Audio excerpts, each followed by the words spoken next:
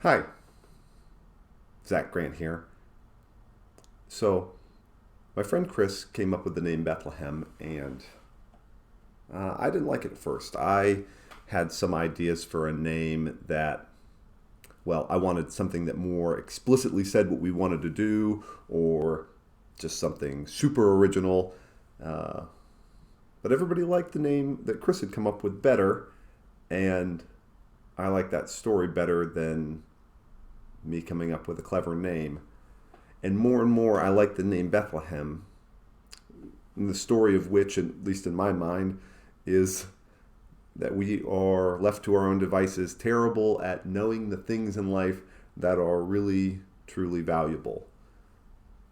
A weak, vulnerable child being born in a place of unpreparedness, of necessity, uh, doesn't really give us great cause for hope of really wonderful things. God is often about using the things that the world considers weak or unimportant to be the very things that transform the world. I feel strange starting up a church. There, in some ways, yeah, I guess it feels like there's some kind of arrogance in it. And arrogance is just, it's something that the church often gets wrong. And if this thing is about turning up the volume on my voice, then it's definitely the wrong thing to do. But if it's about turning up the volume on my friend's voice, if it's about creating a community where people that the world puts on the margins can lead out of their gifts, that's work that I'm excited to do.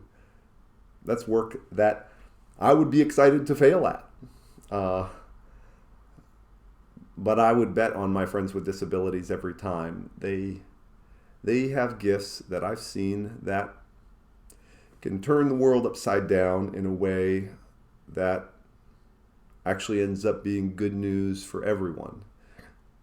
And I've just seen too much of the good things that God has for this world through them to think otherwise. And so the idea of being a part of a community that is formed by those sensibilities that folks with disabilities bring to a community, that feels like good news to me.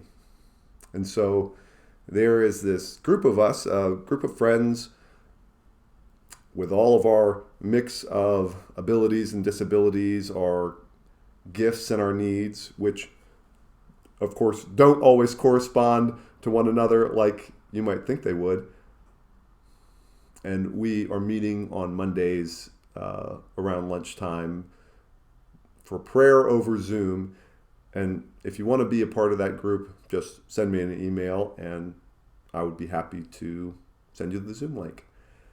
And we're looking at a time to start meeting as a worshiping community, whatever that means, between now and May 23rd, which is Pentecost. And if you are interested in hearing more about that, wanting to know what we're about and what we're doing, either follow us on our Facebook page or send me an email, and I'd be excited to put you on the list. Peace, friends.